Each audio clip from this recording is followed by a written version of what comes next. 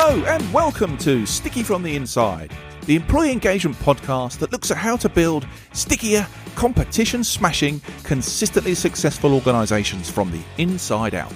I'm your host, Andy Gorham, and I'm on a mission to help more businesses turn the lights on behind the eyes of their employees, light the fires within them, and create tons more success for everyone.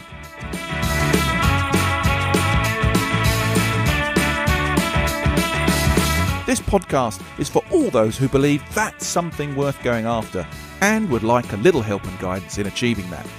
Each episode, we dive into the topics that can help create what I call stickier businesses. The sort of businesses where people thrive and love to work, and where more customers stay with you and recommend you to others because they love what you do and why you do it. So, if you want to take the tricky out of being sticky, listen on. Okay then, one of the most exciting times as an employee is turning up for work on that first day. You've researched the company, you've got through the interview, you've passed the psychometric tests, you were bright and sparkly in that final interview, you negotiated your salary fairly, and you turn up on day one just about as excited as anybody could possibly be. Today is the start of your induction, or as it's often called today, your onboarding, which I think is a far more friendly, welcoming, collegiate way of putting it. And you hope to find out more about the things that were mentioned in the whole process, find out more about the company, the people you'll be working with, finding and making connections between the two, and getting clearer about the part you'll play as its newest, shiniest asset in the ongoing success of that business. But far from exceeding your engagement expectations, you find yourself left in a room on your own with a copy of an employee handbook to read and sign and a compliance and security presentation to sit through before being given your kit and a seat and maybe, if you're lucky, an introduction to your team. And that experience isn't as unlikely as you may think, especially in this new world of remote and hybrid working. There's a frightening stat that says, after all that effort you've gone through to find your new employee, 28% of them will quit within the first 90 days starting that job, citing that they had a poor onboarding experience. And only 12% of employees would say that their company has what they would consider as a strong onboarding program. Now, my guest today knows there's a better way to do this. I'm joined by Jerome DeRoy from Narrative, where he helps companies leverage the power of storytelling by teaching them how to craft and tell stories that resonate through a repeatable and scalable method. He's going to share with us why he believes that personal storytelling can improve the onboarding experience exponentially, and that these stories really matter, and explain just how they can help improve retention and ultimately performance. Welcome to the show, Jerome. Thank you so much. I'm really happy to be here. Thanks for having me. Hey, it's wonderful to have you here. I love the whole storytelling narrative. Can you just give us a little insight into you and Narrative and what you're focusing on right now? Sure. Yeah, absolutely. So yes, first of all, love the statistics you mentioned earlier. You know, that's certainly the experience I think that maybe many people feel, but perhaps don't know if they're alone in this. And those numbers really show that, you know, a lot of people who feel this kind of stuff are not alone. And I was one of those people, and we'll get to that. But the way that Narrative started, and my involvement with Narrative, was not actually in this field of onboarding at all. It was really, even before my time, this company was founded, or the idea for the company actually was really created during a public health crisis, very much like the one we've been through in the last 2 years, except that at that time, in 1994, it was the AIDS epidemic. Wow. And, you know, this was before any treatments appeared on the market or anything like that. So people were dying, and it was quite a mysterious illness. We didn't quite know what to do about it. And there was very much a barrier between, you know, the people who had the virus and the people who didn't. And it was hard to relate. And so my business partner and the founder of Narrative, at that time, he was a social worker in New York City. And as part of his PhD in social work, he was placed in a program to help people who had a diagnosis of AIDS or who had HIV. And the way that he did that was using his training as a psychologist, first of all, from South Africa, and then as someone who was studying social work. And so the way you do that is one-on-one, and you sit in front of a person and you ask them, how do you feel? And when he asked that, most people kind of threw their hands up in the air and said, well, what do you mean? How do I feel? How would you feel if you knew you were going to die in a week? What kind of dumb question is that? And so then he went back to his supervisor and he said, look, I'm not sure I'm cut out for this because my training hasn't prepared me for this. Nobody's listening to me. They don't think I'm serious or anything. And I don't seem to be helpful. And so his supervisor said, well, why don't you just look at what's going on, and maybe you'll come up with a solution from there that's more adapted. And so he did. He looked around and he noticed that people were quite happy in this program. They had sort of found their community. And they all came from, families sometimes who had shunned them. Society very much had kind of marginalized them. And so here they were accepted. They were not judged. And they were quite happy. One day, one of the things that happened there was that on a regular basis, Murray would hear an announcement throughout the whole building saying that someone had died that week and that they wanted to take a moment of silence. And so they'd have their moment of silence. And then the belongings of that person would be put into a large bag. And then that bag would be placed in a room so that loved ones could pick them up. And more often than not, those bags would never be picked up by anyone. Brutal. And they would be discarded. And so that's what he noticed. On the one hand, happy to have found each other. On the other hand, no one's here to collect your belongings. And then one person kind of crystallized it for him. And she said to Murray, we're not afraid of dying here. We've come to terms with that. But what we really are afraid of is leaving nothing of ourselves behind. We won't be remembered for anything. And that's when he said, well, why don't you just tell me your story? And I'll remember your story and I'll carry it with me. And so little by little, more and more people came to this group. It was done as a group so that people could experience it. And that's what they would do. They would take each other's stories into the world, essentially. And that's what they would leave behind. And then they made videotapes of those. And then the government threatened financial cutbacks on programs exactly like this one and all over the US. And this was in New York State. And so they hopped onto a yellow school bus and went to the state capital of New York State, Albany, and they left their videotapes on the desks of policymakers and legislators and said, listen to my story, watch my story, and tell me I don't deserve the same care as everybody else. And it's on the basis of these stories that those cutbacks didn't happen. They changed their minds, and they actually put more money into these programs, but also more money into finding treatments and cures. And this happened worldwide, really. It was one of the most successful social movements of our time. And it was these stories that sort of crystallized who these people were, that suddenly they were humanized. They weren't just people with an illness who were different from me and you. And now it felt like they were functioning members of society, that they had families, et cetera, et cetera. And so that's really what formed the basis of the idea for this company narrative, was that here was a way to help people kind of raise their voice and engage with their lives in a different way, where they kind of took control of it by telling their story, not being spoken for by others. And when I got involved, 1994, I was a senior in high school in France. That's where I grew up. So, Okay. So this was a very far world for me. So some 10 years later, I found myself in New York City after a career in finance, working in film as a production manager.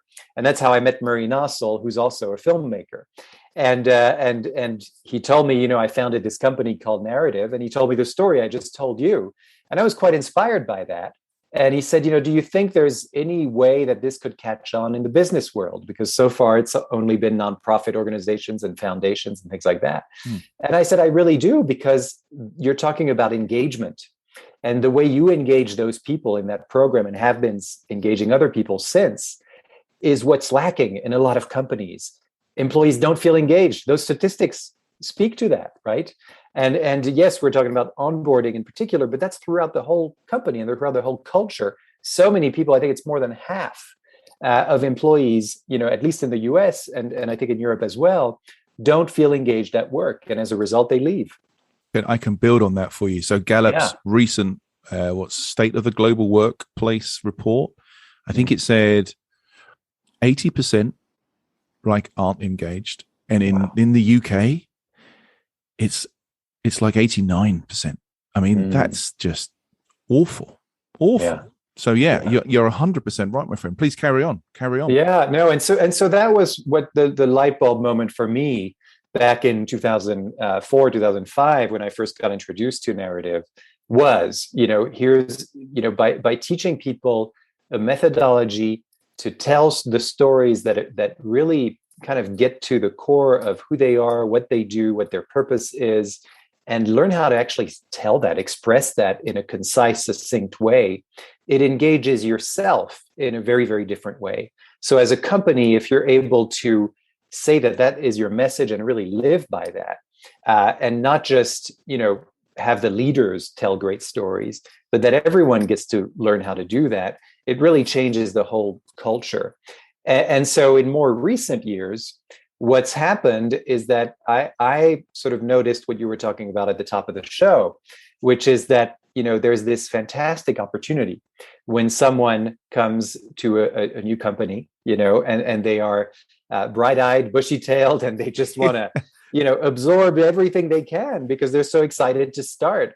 And what a great opportunity to try to engage someone from the outset, from day one, as opposed to as a sort of crisis management thing. We've got to bring in some consultants now to try to get them to be motivated, et cetera. But no, the time is now when they're already motivated, and now get them to engage a little bit differently. And so that's how the whole onboarding process and using storytelling to help and support that onboarding process came to life. Well, we'll get into that, I'm sure. I mean, I think there's some really key words. Firstly, I shouldn't really use the word fabulous story when it's talking about the pain and horror of the whole AIDS crisis at the time, but it's a really emotive story. And you talk about engagement. I mean, the power of those video stories and those stories behind the lives being told, I mean, that takes it from engagement to proper connection, I think. So they become, like you're saying, no longer a paper statistic. This is a human being who has a story, who has a life, who has connections, who has a real story to tell. And the power that must have evoked, I don't know, extreme. And then when you think about what you've just talked about on onboarding, and this moment where, like you say, you skip in bright-eyed, bushy-tailed to work, and the word engage, I think, in many cases couldn't be further from what's happening. I think very often we get into processed. We need to process these guys. Oh, and we maybe do a bit of engagement later on, but let's process them. And for me, the first question is, what are we trying to achieve with an onboarding process? Are we looking to process, or are we looking to engage? Yeah, it's so true. I mean, when I first started looking at this whole process of onboarding, what came back to me was my first experience, coming out of business school, got this great job in finance, and I was really excited. I was going to Hong Kong, after having finished my studies in Paris, and so it was quite exotic, and talk about feeling really motivated. And so I got there, and I got on the 15th floor of this beautiful glass building overlooking the Hong Kong harbor. And someone had told me beforehand, here's where you need to go. And so I start going towards this open desk, office, and with lots of people around and phones ringing. It's very exciting. And then someone kind of taps me on the shoulder and says, "Oh, hi, welcome. And, I'm the HR manager. And no, you're not going over there today.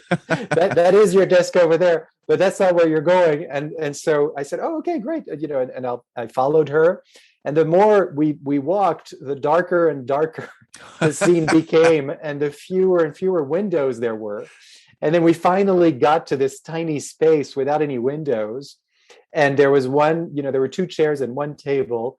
And she gave me these two big binders, and she said, can you please sit here and go through these binders in the next 48 hours? And one was compliance, and the other one was the employee handbook. And then I watched a bunch of training videos that seemed like they were made in the 80s, where the things were skipping. Nice. And so talk about not being engaged from your first day. Like my enthusiasm went from about 100 to 2 in the space of 3 days. And all because of exactly what you just said. I mean, I was being processed. Suddenly there wasn't that sense of meeting people and the excitement that you might have there. And it took another whole week for me to meet people who were even remotely related to my role, because that was the other thing. I was excited, but I was also very nervous because I didn't know yet. I knew from the job description what was expected of me, but I didn't know for real what was expected of me. And I got lucky because one of the people who was supposed to leave within a week of me getting there ended up staying for more than 6 months after I got there. And he really became my guide because he knew the company inside out. He knew what my role was about because he'd been in my shoes at one point. And he told me stories. He told me stories about things that had happened on the job. And that really helped me retain information. And that's how I knew what to do. I knew who to go to. None of that was in the job description, none of it. And of course it wasn't, because how could you do that? I don't expect anybody to be able to put those anecdotes and stories, et cetera. But it's that human connection and those stories that really made a difference. And that's kind of what I remembered, 20 years later, when we started these programs in onboarding, where it was really about, let's find the people who have the stories that are relevant to the people who are coming in. And rather than giving them job descriptions, let's bring those to life with those real stories of things that happen on the job that you're very likely to encounter. And by the way, by doing that, you'll give people a sense of belonging. You'll give them a sense of the culture of your organization. You'll let them know how things work, essentially, and what is this culture that they're stepping in. And you'll make them feel like their own culture matters, right? Because what you're also doing is, once you start telling stories, people respond with stories, right? So their own experiences get triggered. So now you're going to hear stories from your new hires as you do this. And that's going to make them feel even more included because now they're being listened to. Absolutely. I mean, whenever I do talk to clients about this sort of stuff, I always implore the CEO, the MD, whatever it is, to just make sure you have an open line of communication with your new starters. I was always taught, and I'm sure people on the podcast are bored of me saying this, but when you're a new employee, you're a proper gift to that organization. You don't have any of the baggage that comes with it. You don't walk around snowblind because you've seen it a million times and they ignore it. Everything's fresh. Everything's new. So why wouldn't you want to listen to what these guys have got to say? Why wouldn't you want to say, look, tell me whatever, does our promise match up to our reality? And if it does, great, tell me, because I really want to know. But also, if it doesn't, tell me, because I really want to know. And as a new employee, if you're being given that freedom, that permission to tell it like it is, how does it match up? I think that's a hugely powerful kind of first entrance into a business. Like, you really matter. You have a voice. We're going to listen. I mean, that's a good thing, right? We want more of that. Yeah, absolutely. I mean, that word empowering, I think people use that word a lot, but I think, once you really do feel empowered, I think it's exactly what you're saying, is that someone feels like, oh, my voice matters, that, and that's certainly not how I felt in that job that I was describing earlier. I loved my team. I loved the people that I was working with, but there was no sense of, does this matter what I'm doing? Like, what if I leave tomorrow? Will it matter? And what the irony is that I noticed that people would leave this organization every 4 to 6 months, because I didn't have necessarily an open line to my managing director, but his office was right across that open desk that I described earlier. So I would see these people go into his office with their kind of shoulders hunched, and feeling gloomy. And then they'd come out with brilliant smiles on their faces and said, "I quit today." and my boss was always saying, well, I guess, others, they just leave because other companies pay better.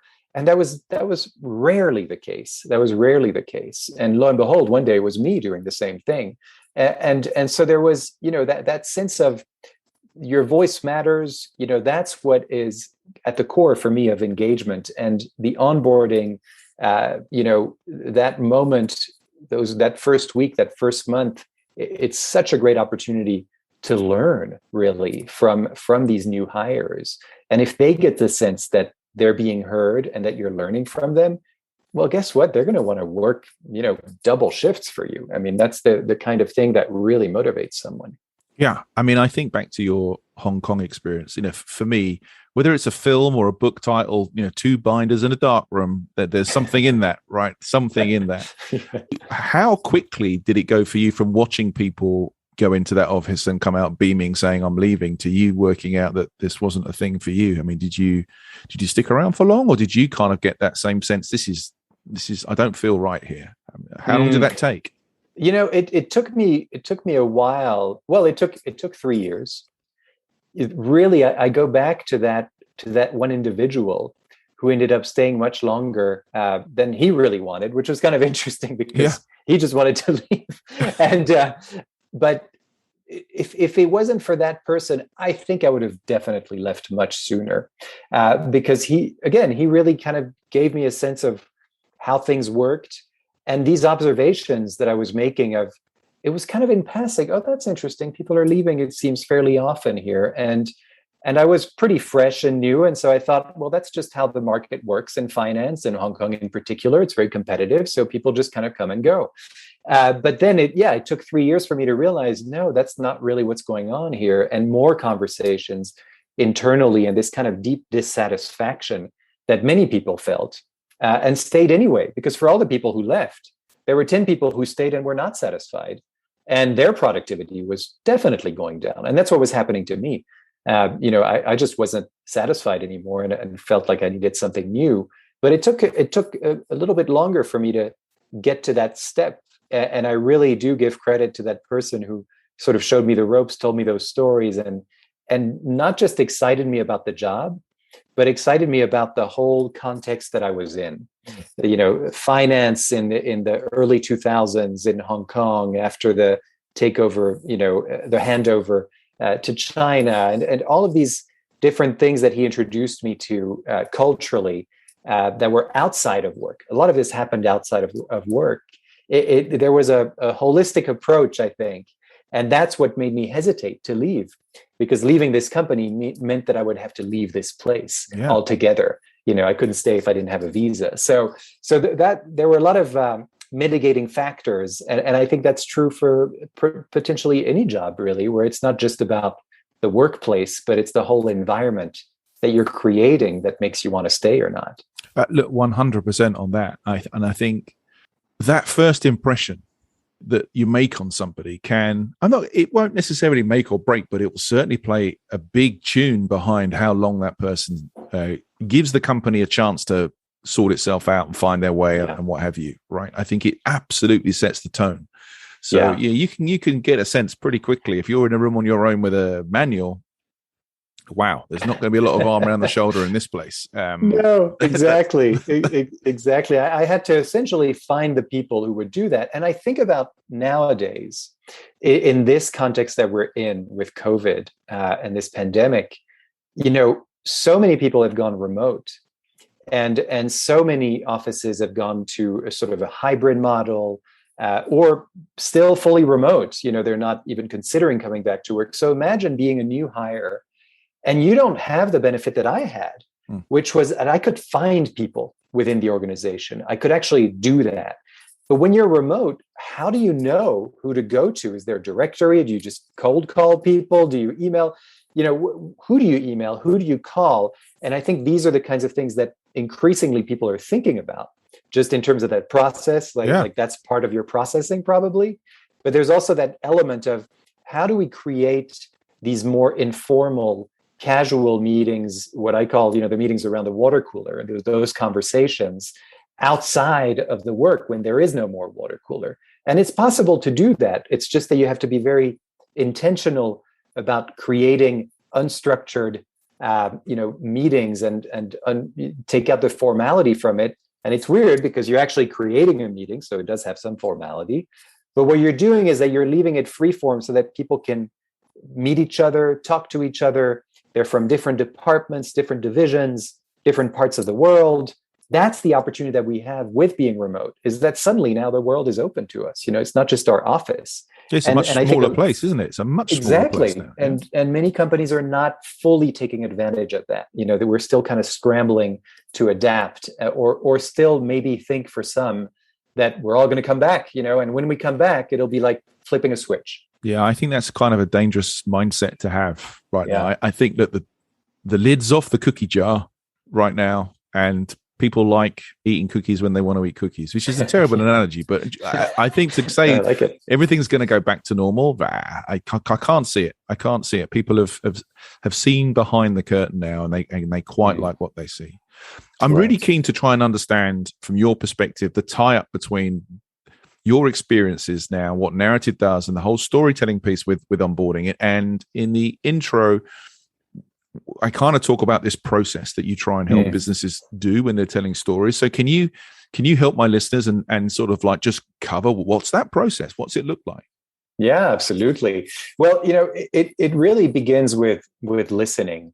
And so what we do is essentially we work with a group and we'll help the company that we're working with identify, what are the story themes, messages, the values, sometimes even what's your mission statement, what's your vision statement, what's your value proposition, anything that expresses what the company does, what it's about, what it stands for sometimes.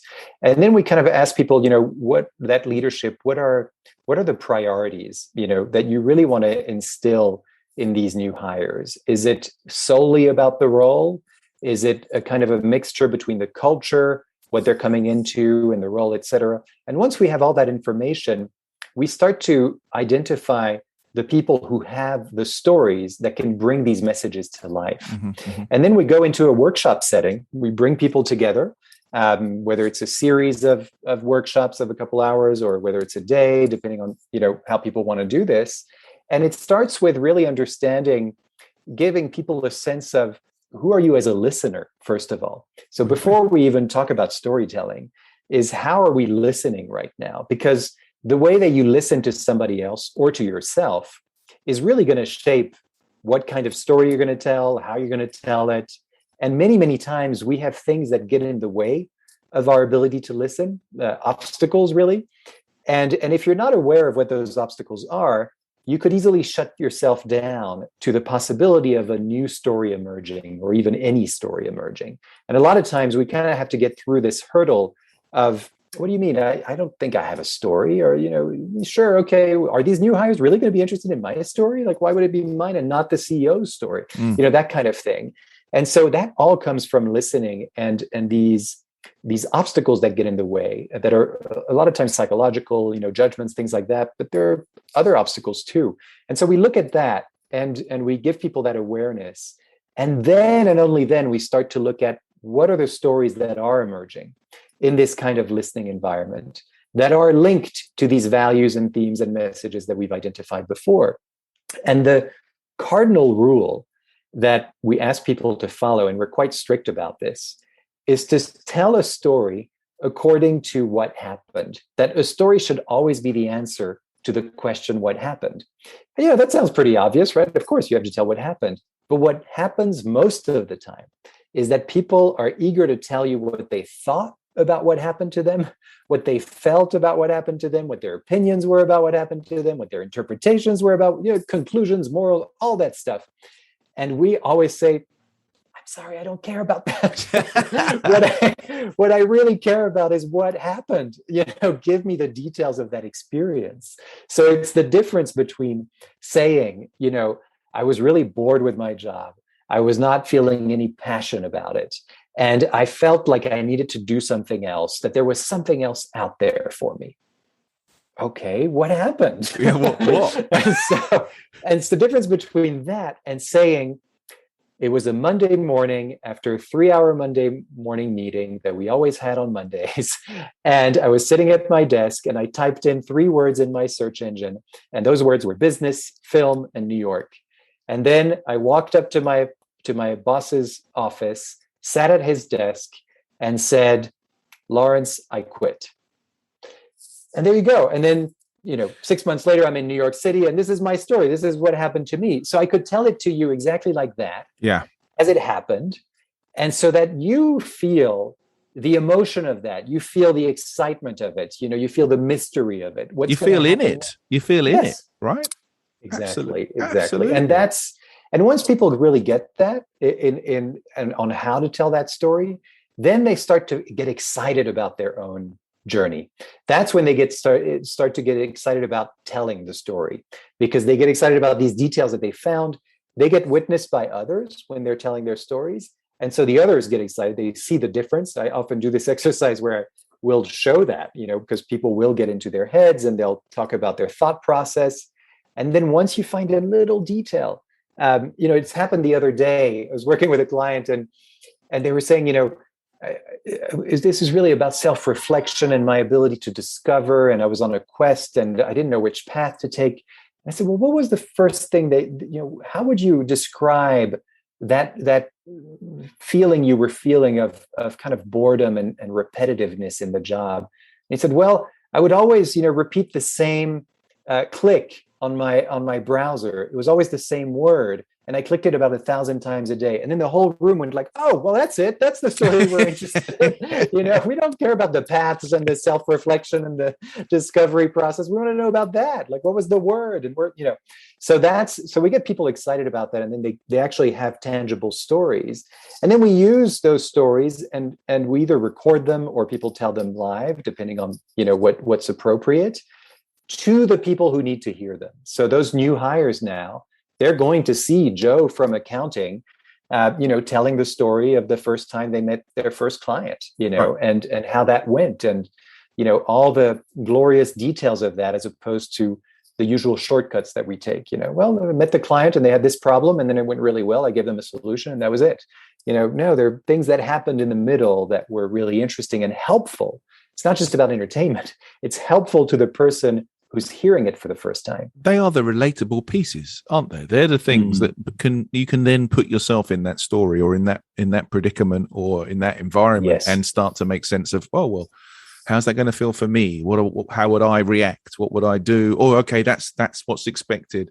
Those stories create a better sense of understanding, clearly. Yes, and that piece that you're talking about, that reflection, is really important, because we are looking for connection.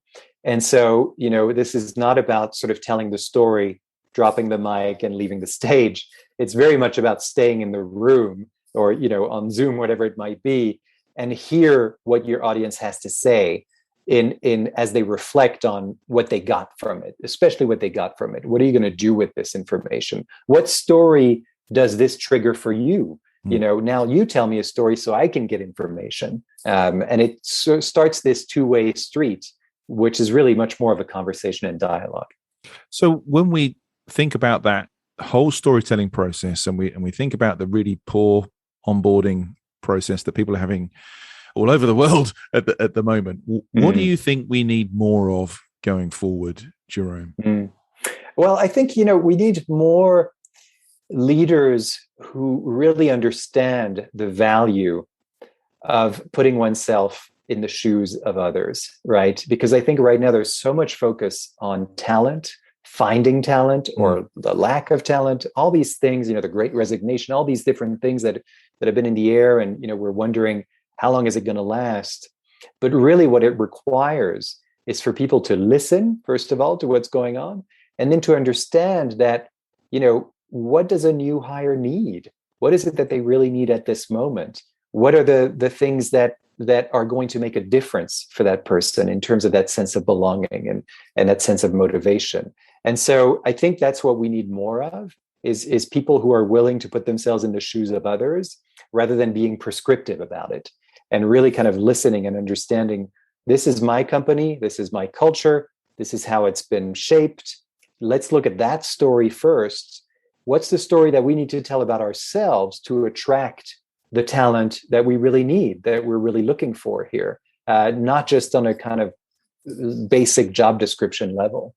I think that's so true. I mean, the whole point for me about engagement is finding connections between individuals and businesses.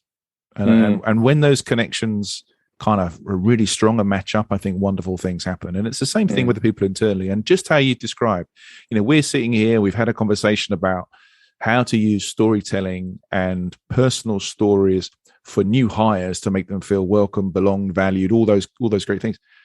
But it's just as powerful your employer brand. It's doing a recruitment job for you. And when you think about the thing about retention at the front, if even at entry level, I think it costs something like 50% of the salary to re-recruit someone once they've gone. Let's just have an entry level person. If you're thinking about higher up and exec level, it could be up to something like 200% of the costs. Whereas what we're talking about is investment up front, bringing people in. I'm a brand guy, right? I love a brand story. I want the connection. The first time I was asked to get involved in an onboarding program, and there was no piece about the brand story. There was no piece about how you fit into that role. What are you going to do to kind of keep the brand story going?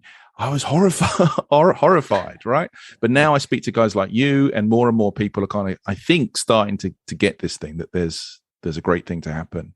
And storytelling, I think it's one of those things that it just goes on and on and on. It's like concentric circles, right? You tell a story, someone else, you said before, there's an exchange that goes on with storytelling. And the more you encourage it, the more willing people are to tell stories. And the more stories there are, the more fabulous things that you'll remember about a business, an experience, a customer, a person, whatever it might be.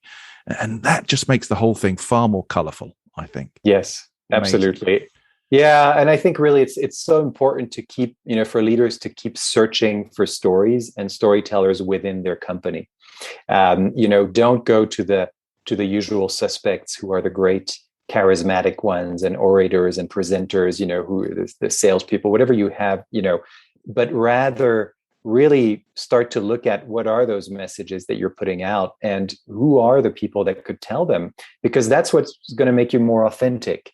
And it's going to be much more genuine to who the company is and to who you want to attract. And, I've got clients who now, as part of this, use these videos that we created for their website, for their recruitment purposes. That's become the stories of their brand, of their culture. And so I think once you start to really dig into this, and it doesn't take much to do so, you start to, these stories start to emerge and people start to emerge. And so engage those people rather than trying to tell the story yourself all the time. That's a fantastic way to summarize that. And talking of summaries, I cannot believe, this is testament to your own storytelling. I can't believe the time has flown away like it has. And we're now at the point, right, that I call sticky notes, Jerome, where I try and harness all of your wisdom on 3 Post-it notes. So if you were to try and give someone some advice today about how to improve their onboarding experience through storytelling, what would your 3 sticky notes be, my friend? Well, the first is I would really look at your values. What is it that this company's about? What's the purpose of it? You can go to your mission statement, you can go to your vision statement, whatever it is, but really look at that and start to identify those and boil them down to 2 or 3 kind of emotive words, right? Those that really elicit an emotion. Like what if you're all about safety? What if you're all about making things more certain for people, or convenience or speed? Those are the things. And so I would start with that, because that's going to give you a springboard into the kinds of stories that you need to look for. And so often people don't know where to begin. And so I think begin with that. And then, maybe the second sticky note is remember that this is all about people, and look for the people that you already have. Because I think with onboarding, we sort of think about, okay, well, that's what we're recruiting for. We're getting all these new people, but there are people right now in your organization who live and breathe your culture, who live and breathe those values, those themes, those 2 or 3 words that you've now gotten from that first sticky note, right? So who are the people who can really tell the stories, and just listen to them? Create like a 30-minute meeting and just ask them questions about what they do and how they do it, and who they see as part of their job and who made a difference in their lives, all these kinds of things that are really going to bring to life your messages. And I think the third thing is to really embrace the process and have fun with it, in terms of, now you've got these great stories, you've got these great people who can tell stories.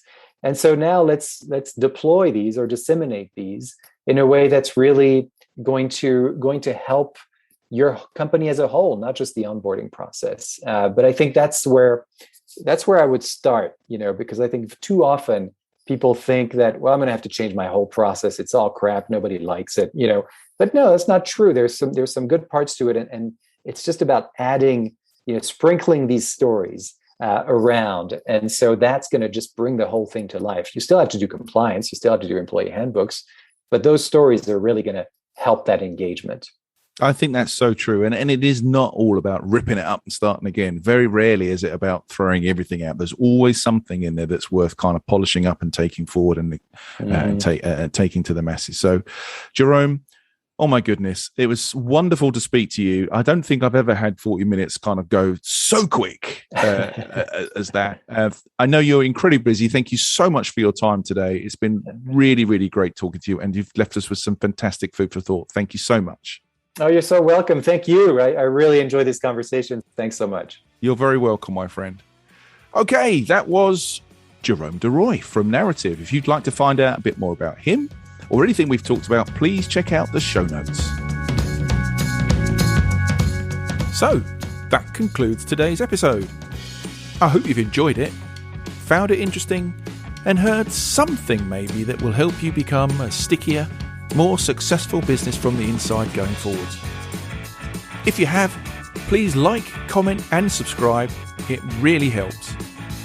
I'm Andy Gorham, and you've been listening to the Sticky from the Inside podcast. Until next time, thanks for listening.